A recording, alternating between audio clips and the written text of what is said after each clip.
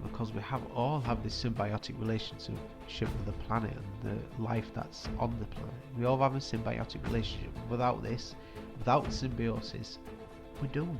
We're not going to survive. That was Christian Chapel in a conversation with myself, and this is Us and Oceans Live News, the podcast. Us and Oceans Live News, the podcast.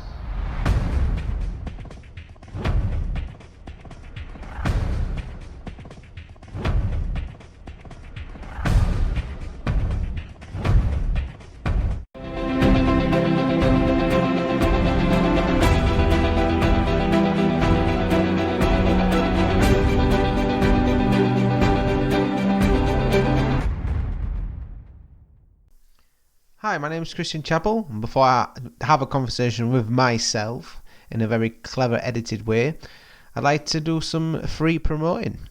I'd like to promote nutritionfacts.com. If you are thinking about going vegan or fully plant-based, but want to, obviously you're worried about keeping your nutrition up so you don't get sick, that site is absolutely perfect to go to. It's created by Dr. Michael Greger, and has got numerous videos on all foods, well, nearly all foods that are in existence, telling you what's good, what's bad, and what recommending to eat to keep all your nutritions, obviously your amounts up in your body, and what to avoid. And it's the perfect. You can also download the app, and it also has got the app which is called Daily Dozen, which will give you all the daily foods requirements to eat, so that you don't get sick while you are 100% plant-based and performing at your utmost peak performance. So I wanted to do something else instead of coming up with some sort of news, which I could do with it, incorporate into the conversation with myself. I really wanted to do something different, because I don't get to talk to anybody, like a lot of the podcasts out there. It seems it would be a bit boring, so I thought, hey, why not have a conversation with myself and talk about certain topics that come up online and talk about them. And I'm quite educated in most subjects that pop up, like ocean conservation and different types of things. So yeah, we're good to see what the outcome is, that one. What sort of reactions I'm going to get. So let's get into that one. So hello, Christian. How are you today? Yeah, I'm fine. Not so bad, thank you. So tell me, how you get into this ocean conservation thing?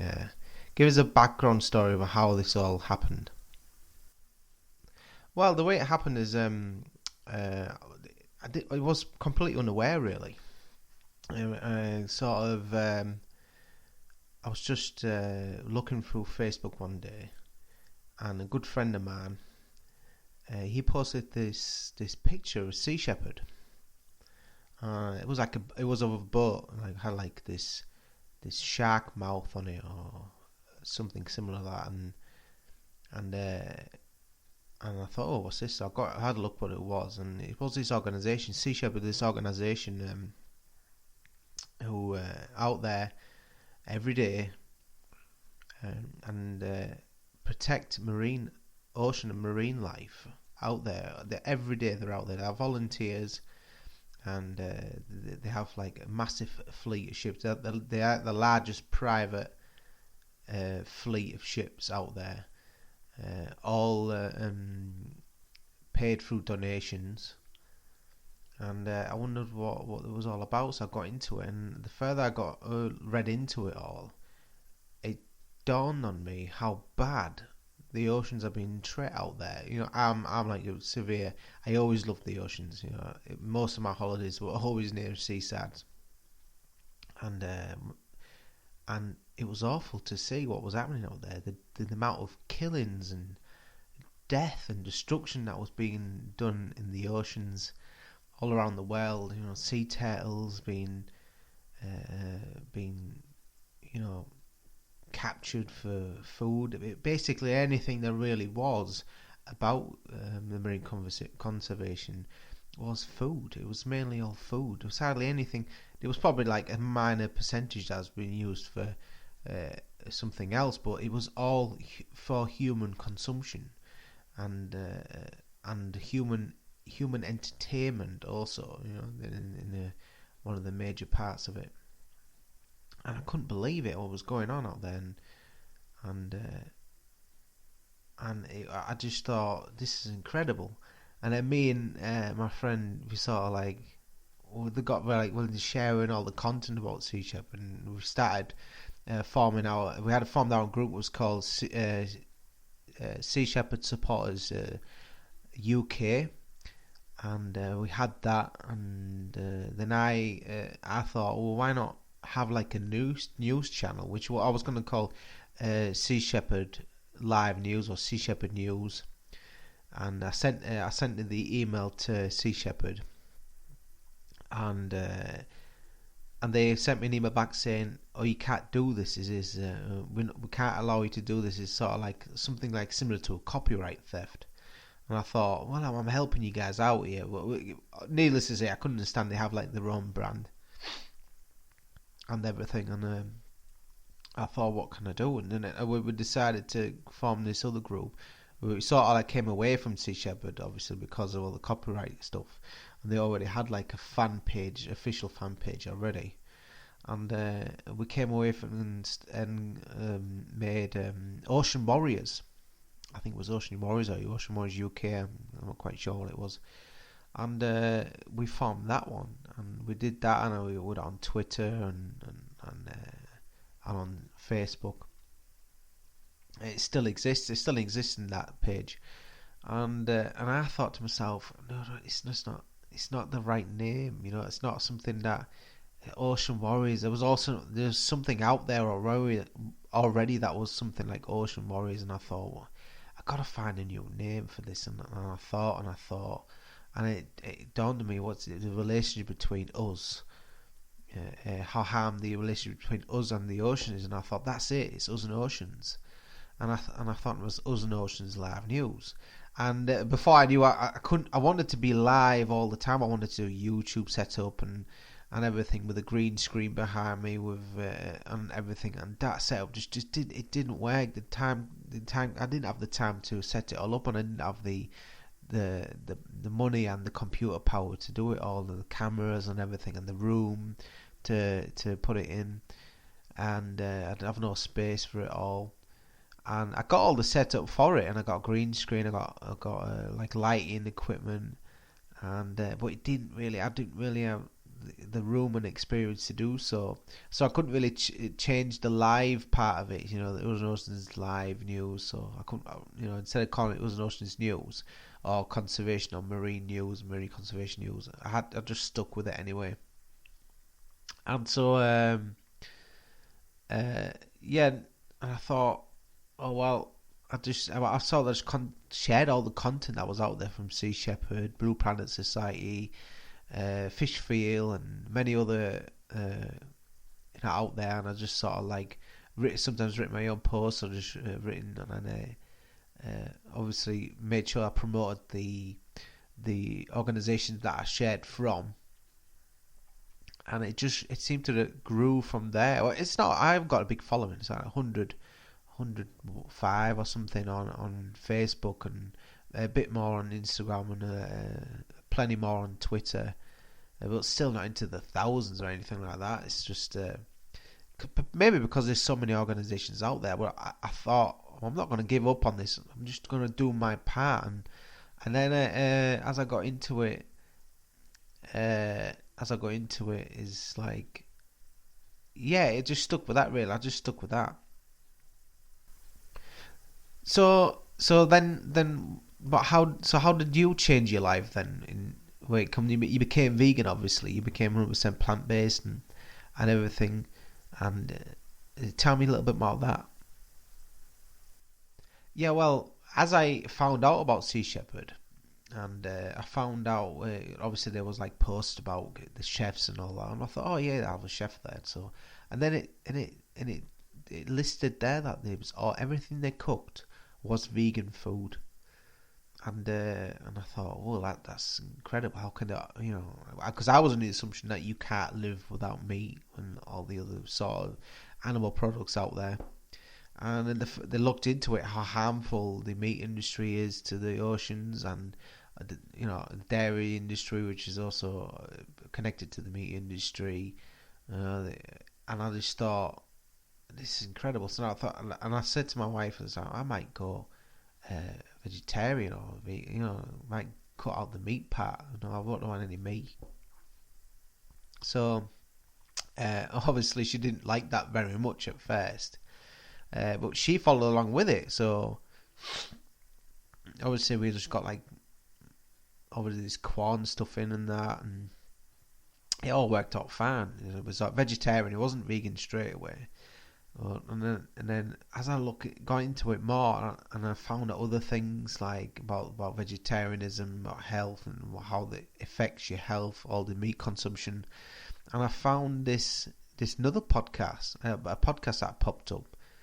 First, I'm pretty sure it was John Joseph from the Cro-Mags, who came on YouTube about vegan foods and stuff like that. And he had this YouTube channel called John Joseph: The Hard Truth, where he cooks like 100% organic vegan food.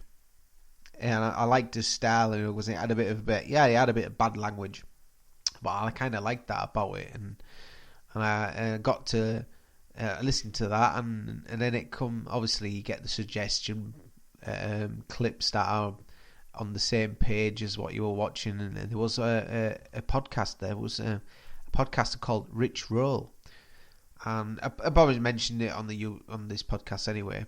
And I thought, who was this guy? So I looked into him, and it was this guy I thought, this is incredible. This guy is he's like what's called an Ultraman, and he does like the double distances of an Ironman. And I thought, wow, this all on a 100% plant-based diet, and I thought, this is crazy. And I thought, this can't be right. And I thought, all these people living on animal products, and I was blind to it all. You know what I mean?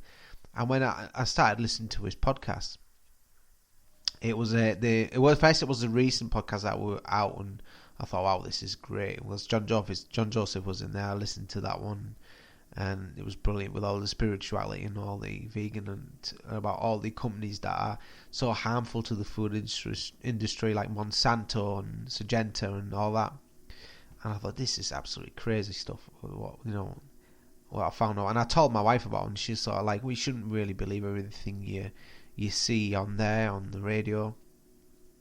I thought, this is crazy stuff, and I thought, do you know, I really like this. I like listening to this podcast, and obviously it also sort of like, the more I listened to it, the more I thought, oh, this is great stuff. He's really changed his life. And I was overweight myself, and I was quite obese. I'm actually a truck driver, doing all this on the spare time side. And I was fed up with my shape anyway, so I thought, well, while I'm vegan, I'll probably lose weight anyway. I might as well just follow this little bit of the running side that I was doing, and I went out for run-ins, and it's really has changed my life in a really, and I think in a good way. Most of the things I'm turning hippie, but it's not like that. It's really not like that. When you listen to the podcast and the people he's got on there, it really changes your mindset on certain subject and the perspective that you thought was just the mainstream thing, and it's not really like that. All these advertisements you see on TV about McDonald's and all these like food adverts, like this is good for you and it's tasty. It's really a blindfold over your eyes of what's really happening out there, and it changed my life forever. And then after 6 months I was vegetarian. I became a vegan because I just couldn't eat anything. But what I found out by it all, I just couldn't eat anything that had an animal product in it. And I went vegan. I went 100% plant-based. Yeah, because even though I wanted to really get into the activism side as vegans do, I don't know. I'm still kind of split into the decision that yeah, veganism is a bit in your face kind of thing, you know. And Ritual's got a certain point that to lead by example sort of way, which is yeah, something that I don't mind doing if I can really show. Look at all this weight I'm losing. I'm really healthy. I'm keeping healthy. You know, a lot of people still think I'm gonna fall off the wall and into a bush of nettles. You know, because I'm going to this vegan diet. I think I'm gonna get still wait to the hammer to fall for me to get sick. And hopefully I'll never happen. I'm trying to uh, get into everything, like make sure I get all my nutrients and stuff like that, and obviously all the foods I eat, I make sure that all the nutrients are available to me. It has the price of food has gone up a bit, obviously, because of all the healthy my fruit. I eat more fruit, more veg now. There's not much processed food I eat as such, apart from some of the vegan foods, like the vegan meats, like Linda McCartney's and Quorn, the vegan Quorn, and other things, other foods that have just come out, stuff like that. And yeah, I've really never really looked back on meat, dairy, or egg products, or any animal products really for that matter. And I'm feeling really good about it because I think that if I can really turn my life around and live by this example that I'm healthy, you can do it without meat. Look, and I'm not trying to rub it in your face, kind of things. When people ask me questions, I will answer about this sort of subject. Yeah, but apart from the activism side on Us and Oceans Live News, yeah, I don't really know want. I don't, I get eye rolls. You know what I mean when I mention even my wife or my father-in-law. They just roll their eyes and they don't want to know about it. But when they ask about it or bring up subject, I'm like, well, you didn't want me to talk about it, so but you asking me questions or giving me sort of articles how bad vegan is and stuff like that, and they're trying to bring up the conversation. But that's just another. That's the mindset of being not brainwashed as such, but being brought up with this thing that meat is inherently good for us. But it is changing. Like I said, you can see the vegan side has exploded massively, and yeah, and it's just I stuck to it ever since. So I've been I was a vegetarian since December. Went vegan in May. Was it? Yeah, it was a bit earlier than that, actually. Was it? Actually, I went before. It was in April, I think it was, or March, April. I went vegan, and I stuck to it ever since, and I've never looked back. Well, that's fantastic. Like I say, I was quite proud to know that people are jumping on the bandwagon and such.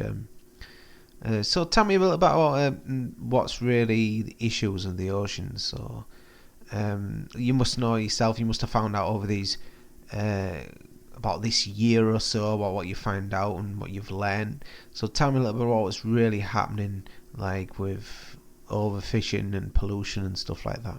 So give us a little ground about that one. Well, yeah. It wasn't so long back. Obviously, I always found out what happens, why even eating fish, which is supposed to be good, but they say it's supposed to be good for you, it's really got a detrimental bad effect on the ocean. And it's really obviously overfishing, which is not good. It's actually taking the food away from the actual marine life that's in orcas and stuff like that, who are actually suffering from it all now. There's obviously dam building, deforestation, which is affecting the waters, and obviously where there's a dam in Canada where they're refusing to open it up for the salmon to get back upstream to spawn. So there's going to be obviously a new replacement of fish or salmon coming back down into the ocean for the orcas to feed on, and that's not happening. There's been orcas starving.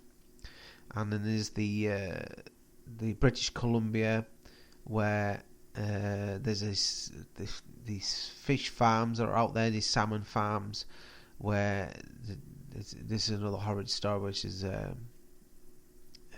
as Andrea, I think it's Andrea Morton, Dr. Andrea Morton is out there, and she's investigating this disease that these farmed salmon have over there, which is spread over with sea lice, and it's called Piscine orthoreovirus, and obviously these sea pens are in the open. It's not like in a like a little pool on land. This is like in like an ocean estuary or like a river estuary, and these wild salmon that are around outside of these pens, they're getting close to these fish farms. And sometimes the small ones, they actually get into the pens, the nets, and they contract this disease, and it's spreading to the wild salmon.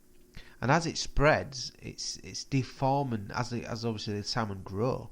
It's deforming the skeletal structure of their bodies, and as they deformed, as the migration begins to get upstream and back up to the where they spawn and breed and spawn, they can't get upstream because of the deformities of the skeletal structures.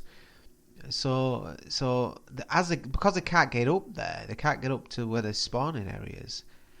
They die out because salmon is supposed to be spawning, and then they die, and the spawn, obviously the fish spawn, and they go back downstream in mass amounts, and it's just not happening. Because they can't spawn upriver because they can't get up it, and it's really affecting the food chain for orcas and other marine animals. Also the native people that live around it, which live on the salmon, so as a staple diet, they're not getting any salmon either, and they won't even. You wouldn't want to eat any sort of Piscine orthoreovirus infected fish anyway. So if you caught a fish wild and it's all deformed, has got deformities, got riddled with sea lice, you wouldn't want to eat that, would you? So plus also where the wild salmon, as when they get caught, they're really lean and fat. And I remember taking a picture where there was a wild caught salmon, and it was bright. It was like a red. It was like almost crimson. It was like a less pinkish but more reddish colour. And then there was the farm salmon, and it was pink, and it had white lines, which was obviously the fat between the muscle structures of the salmon, and you could tell it was farmed because they don't move around much in the pens, so they build up the obviously the fat cells between the muscles, the muscle structure, and that is the reason why when you buy salmon and it's really pink and it's got fat, it's not healthy salmon. It's nowhere near healthy salmon, and it should not even be touched with a barge pole. Be honest with you. I know about this. The salmon, obviously, took a picture of it and I posted it quite a while ago. It's awful to think. So what are they trying to do about it over there then? Well, Dr. Alexander Morton's making an investigation with the help of Sea Shepherd and the RV-19 Sheen, the research vessel, and they're obviously with all the big lobbyists and the Canadian government are trying to stop the Sea Shepherd from getting there and doing his investigation. Obviously these sand pens are from Norway, as far as I believe, from Norway. This Norwegian company there, and they have these farm pens, and they don't even care what's going on. They don't even want to believe it or whether they know that what's happening out there, but they just don't want people to know what's happening. They're trying everything they can in the power to stop it. And the natives are out there, and they're obviously protesting against it because it's obviously bad for their waters, because they shouldn't even be in their territory. That's the whole major point of it, really. That these this Norwegian company set up these farm pens without the permission of the actual tribes people who this land actually really belongs to. You know what I mean? Dr. Alexander is actually taking this to court, all the findings that she's done on the research, and taking it to court and trying to get these salmon pens banned from the British Columbian waters out there. So obviously we need to, before it's too late, we need to start getting healthy salmon back into these waters, because it's going to be really, really bad news otherwise for the marine life and that side of the ocean. Yeah, it's really sad to hear that. Really sad. Yeah, like I say, it's just people are so driven by business, and that they just turn a blind eye to it all, because it's obviously money coming in, and they don't want to know about it. Yeah, that's the whole point. That's why they're doing it. They're doing it, and they don't want to. And they don't even make any research. And I hate to think what they do when they pull the salmon out of these pens, and they're riddled with sea lice, and they're all deformed, and they got holes in their bodies. And do they just like chuck them away back in the waters with a diseased, or what do they do with? Nobody knows really what they actually do with it. So it's really, really bad out there. Yeah, so we got the British Columbian side. So tell me what else is happening out there. So what's really Sea Shepherd's main aim, or why they out there? Tell me a little about them. Well, Sea Shepherd are there for many, many reasons of marine conservation. The one that astounded me was stopping the slaughter of whales, because obviously they're in decline as well as, and the Japanese are out there whaling constantly. They said they were actually trying to resume commercial whaling, where before they actually had a loophole saying it was for research, and they killed something like that. I think the last they killed was about 333. They only managed to get that because Sea Shepherd was there trying to stop them, which didn't do a bad job. Did the best they can. They managed to only get 333 whales in that season.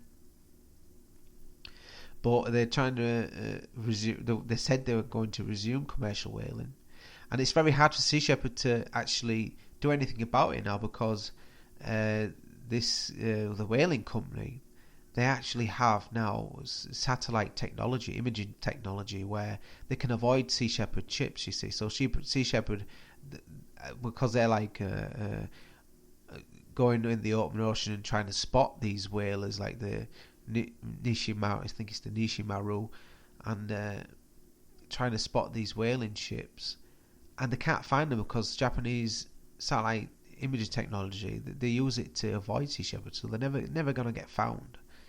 So basically what Sea Shepherd's doing is trying to concentrate on the breeding areas where the whales are, to try and stop the Japanese from going into that area, and obviously taking the whales, and for their consumption.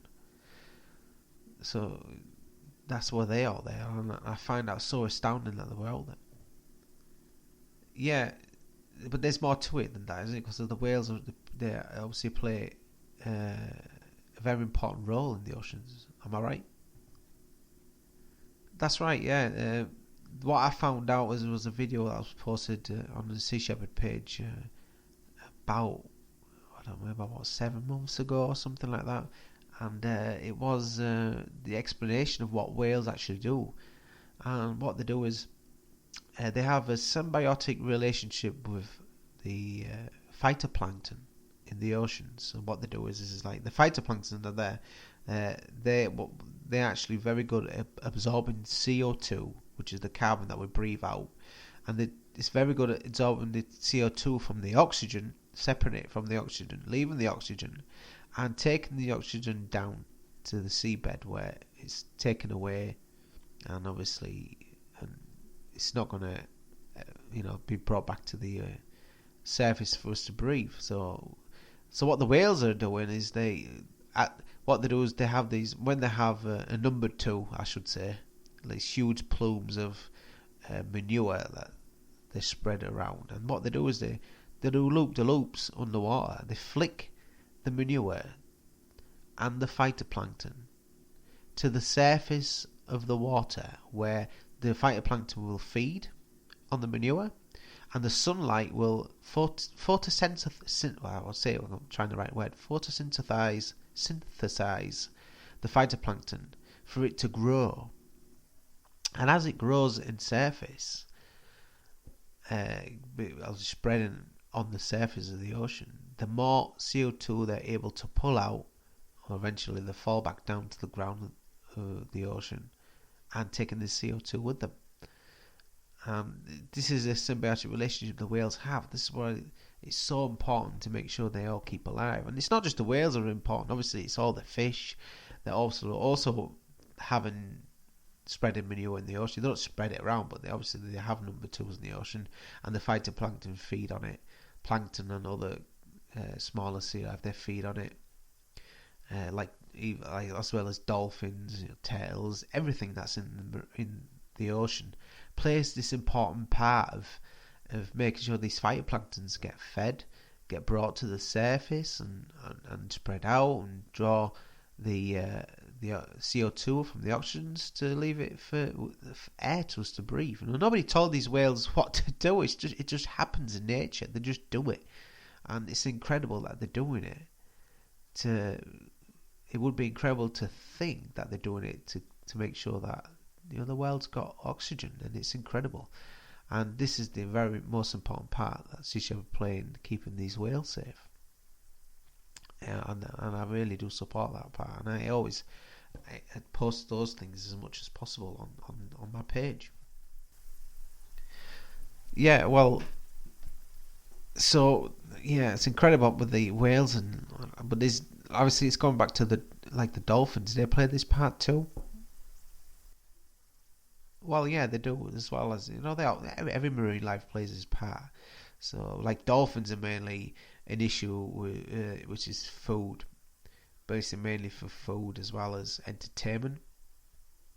There's this place in Japan called Taiji, and they have what's called the Cove, which is like they call it a killing cove, where what they do is they have these banger boats. They call them banger boats because they have these long metal poles, and they go out, spread out where they see when they find the shoal of dolphins, a group of dolphins, they go behind them, or sort of like away from the cove, as the dolphins between the boats and the cove, and they make a half circle, and they'll start banging. They put these poles in the water, and then they'll start banging these poles with paddles, and these poles make it obviously this must be a very awful noise for the dolphin, but it scares them, because they have like a semicircle, they're driving towards this cove, and when they succeed to get them in this cove, they put the net around the cove, and so all these dolphins are frantically trying to get out, and there's babies with them, and they're thrashing around, and they're in this cove. And then this specialist person comes, like this dolphin trainer, selects the dolphins that, if there is an order of dolphins to go for entertainment, like SeaWorld and other Chinese marine park entertainment sort of stuff, they get selected to see which ones are more susceptible to be trained, or what sort of age they are. They're too young, too old, susceptible to be trained. And the ones that are susceptible to get to be trained, they will be taken away, to be taken into pens where they're drugged up. They starve them first, because there's obviously these fish. They obviously they want out. They suffer some sort of depression, and they give them these medication in the fish to make them docile, to make them also obviously susceptible to be trained. But the ones that are not susceptible to be trained, like other adults, apart from the babies at a certain age, the adults get killed. Most of the adults will get killed, and it's in the most horrific way. They do this. They obviously get them to drive them under this tarpaulin, so the public can't see what was going on. And what they do is they grab the dolphins and to a shallow area where it can't swim away, or has not the power to swim away, and they drive this spike into the back of the spine of the dolphin, below the brainstem, and it's awful to see. This is the most awful part to see. They drive the spike in, and then they plug it with a plug, as if that, because the thing says is when the cove turns red, that usually means that they're killing dolphins. And they put this plug in the back where they create this hole with a spike to stop the blood from coming out, which is an absolute pathetic attempt because the cove turns red anyway. And whether that's the reason why they put the plug in, I'm not sure. But they put this plug in, and the way I got this image in my head that the dolphins are bleeding in the brain on the inside, and they're bleeding to death, and the pressure gets so high in the brain cavity that they just obviously die of like bleeding pressure or something. Because I saw them. They have like fits, and they're still moving around. You think that if they've put this spike in the spinal cord, they won't be able to move. They're paralyzed and they die straight away. But it's not like that. They have like these shakes. They start fitting and have these seizures, and it all looks to me like it's pressure on the brain, sort of kind of thing, bleeding on the brain, and it's awful to see. It's heartbreaking. I had to watch it. I only ever watched it once, and it was heartbreaking to watch. And one of the other awful parts is that obviously they get killed, they get sold for meat, and for consumption of the humans, and sell it to the schools and all sorts, and it's awful.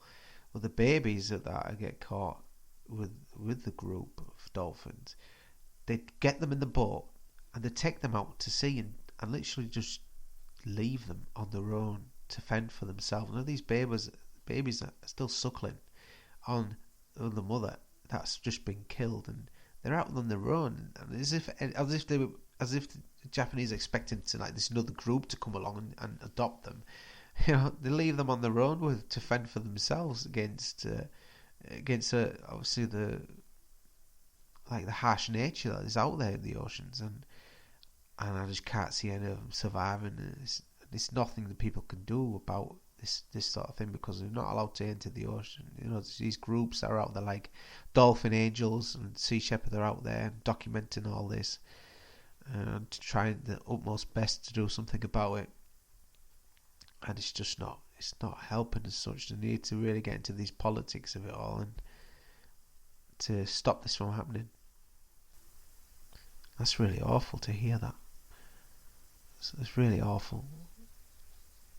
But yeah, I already know this because I was having a conversation with myself, yes. But for the people out there, it is really, really awful to hear this. Right, it's got a profound effect.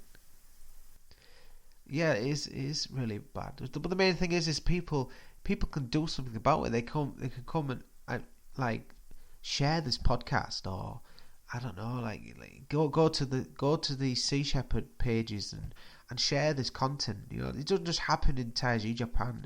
It's like the Faroe Islands are one of the pilot whales, which is a bit bigger than a dolphin, and the way they kill them, and also do this, but they cut them on a spinal cord rather than stabbing it with a spike.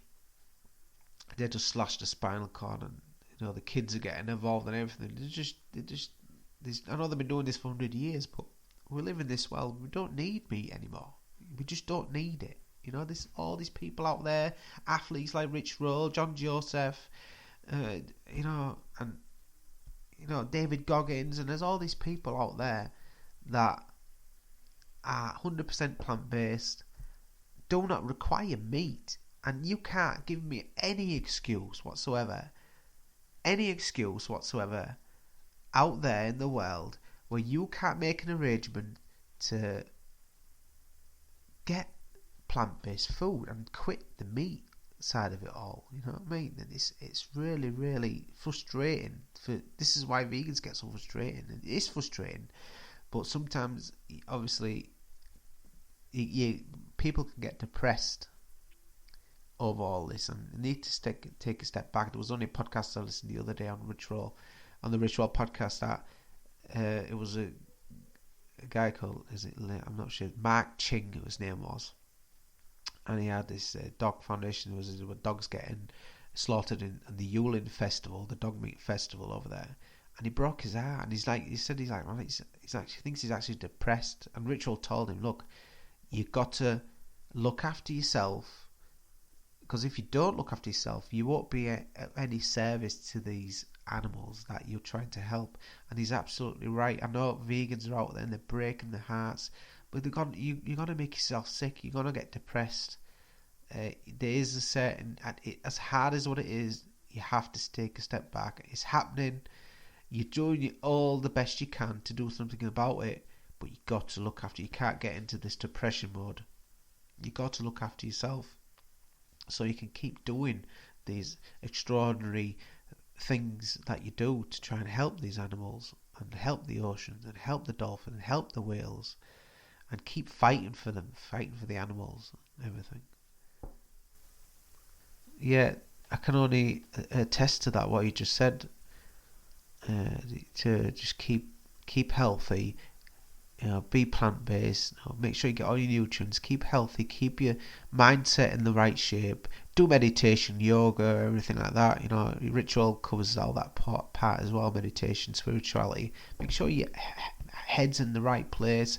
Keep it in that place, and keep fighting for these animals and trying to make this world a better place. Absolutely right. And there's so many awful things out there that we can do something about it. Share the content, like the content, join all these, subscribe to all of these different groups out there that are trying to help. Even if you don't like my content on Us and Oceans Live News, hey, I'm playing a little part of it. Go to Blue Planet Society, go to Fishfield, who do great jobs over there.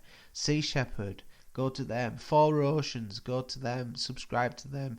Go on YouTube, find all these great, these great sites like Rich Roll. Subscribe to him and listen to his podcast because it's so informative. It will help you. It will give you a different perspective on how to solve certain problems, and get these books like Dr. Michael Greger, How Not to Die, and keep, which is like keeping you healthy, and all these other great pages that are out there and really helping. Get on Twitter and get involved in all this, a little bit of like keyboard warrior, if you will. It can be a keyboard warrior for the animals. It's brilliant. I think it's a brilliant way to be a keyboard warrior. I am. I don't like really get aggressive or anything like that, but I state facts. I have, when somebody says something really, really that I think is really rude about, like somebody doesn't agree about keeping the animals safe or quit meat, and I give them facts. I say, look at this guy. Look at this. This is what it does to you, or. I'm not going to tell you what to do. If do you want me to give you some advice on how to, give me some advice on how it can benefit you to be this way and benefit the animals to do this, and it's got to really, this is the part that we've got to get over, and live by the example, and show them example, share the example, get pictures of how you getting this example out there. It's the only way to get forward. Social media is a great way of doing this. There's so much social media out there which is some bad things, but when it comes down to trying to save the planet the way it's been treated, and trying to help the animals, because without the animals this planet is doomed, and because we all have this symbiotic relationship with the planet and the life that's on the planet. We all have a symbiotic relationship. Without this, without the symbiosis, we're doomed. We're not going to survive. We haven't got much time left, or whatever time we have. It's a scary thought to think about, because we hear it all the time that in about 12 years' time, if we don't do anything in 12 years' time, climate change cannot be reversed. Don't take that statement for granted. Don't go like, yeah, whatever, I don't believe it. Do you really want to find out if it's true or not? Don't you want to do something about it?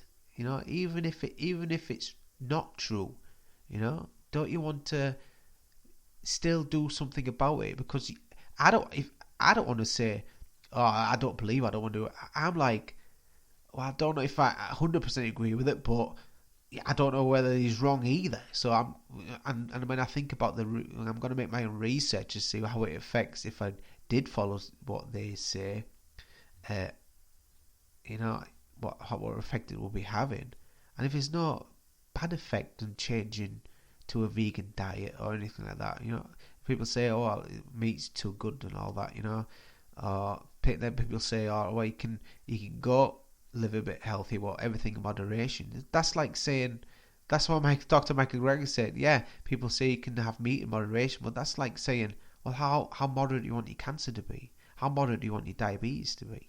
You do it all or you don't. You can do a little bit, would also help, no problems. But eventually it has to be phased out because it's just not sustainable for the planet. Yeah, I totally agree with that. I agree with what you say there.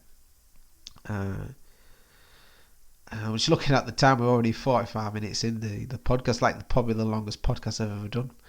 I kind of enjoy talking to myself. People probably thinking to themselves now, well, he's talking about not getting depressed. Well, this guy's talking to himself. I think he's lost his marbles. It's not like that. It's not like that at all. I'm just trying to do something different. That's all. I totally agree with that statement. What you just said. So tell me a little about what's about the oceans themselves, or plastic pollution and stuff like that. Well, everyone must have already seen David Attenborough about the Blue Planet 2, where he states like the plastic pollution in the world is out of control. We've got to do something about it before we reach this point of no return, as it's affecting the marine life and the planet. And there's like 8 million tons of plastic being dumped in the oceans every week. I think it's every week. It might be every year. I can't remember fully, but there's a lot of plastic in the ocean. Most of the people already know that. This is why such a hype about quitting straws at McDonald's and all quitting the straws. I've recently made a point about quitting the plastic security seals on the back of trucks because I'm a truck driver. And the way you got to see it is like there's we've got like per delivery. In my delivery, there's like 4 shops or 5 shops, and each shop has to have one of these single-use plastic security tag seals. Call them what you will. They clip together. They got a number on it. And they have to be compared at the store, and I just can't do anything. But in the end, I collect them all. I have to go back and dispose of them in just to just like what we call the black bin disposable. It's not even recyclable or anything like that. And such another waste of really wasteful type of plastic. I would say almost as bad as straws, really, because you imagine there's like 5 shops in my company that I work in. There's probably close to 100 trucks, and they all have 4 or 5 deliveries, so that's 500 seals per day. So 500 seals per day, you can count that all together and how much is up per year, and that's a lot of waste of plastic, single-use plastic, which these seals are causing. And then it's not just my company that has them. There's other companies all around the world that use these plastic seals, and it's such a wasteful item. I'm trying really, I'm trying to like do some petitions and that to try and get rid of it. So basically, just like competition, send it to the government, and you try and get rid of these plastic seals because you just don't need them. Get aluminium ones, even if they cost a little bit more. It's easy to hand it down to the public for a penny more for per item of food, whatever it is, just to get rid of these plastic ones and use aluminiums instead.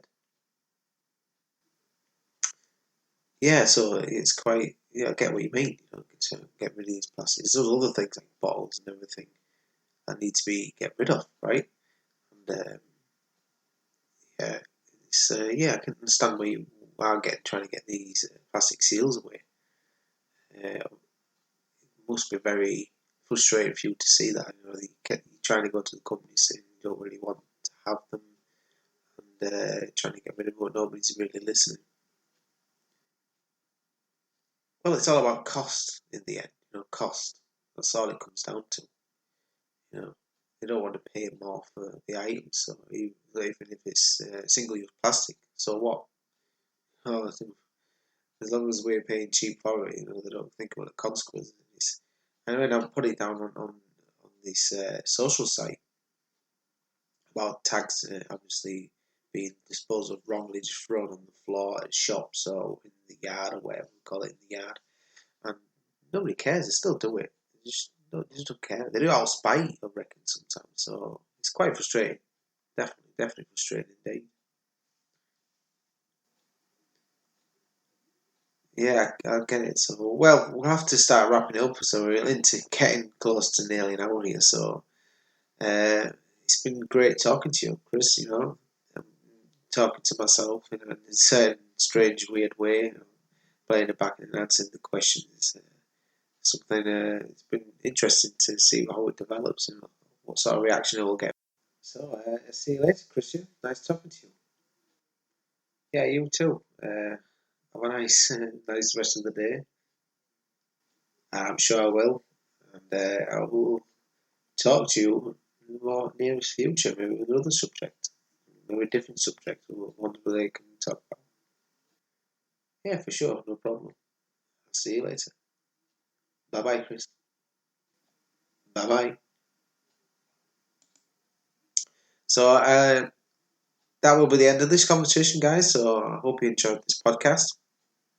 A little bit different, Obviously, I don't get anybody to talk to, so I have to talk to myself in a weird, wonderful way. So let me know what you think about the conversation. Comment, as usual, if you want to comment, you can comment. Go to Facebook, Us and Oceans Live News on Facebook. Like the page if you want to. Give me some ideas, comment, or anything like that. I'm also on Instagram, Us and Oceans Live News Instagram, and Us and Ocean on Twitter. I've also got a website, which is Us and Oceans Live New, without the S at the end, at Wix. Go to Wix website. I'm on there. Is my previous podcast is on there, which is the latest podcast. I obviously have to upload this one very soon on the Wix site too. So anyway, guys, I hope you enjoyed the podcast. A little bit different today. So remember, guys, it's do what you can for the planet. It's anything you can do, just do it. Do a plant-based diet. Quit plastics. For the planet, the animals, and your health. See you later, guys. Bye bye.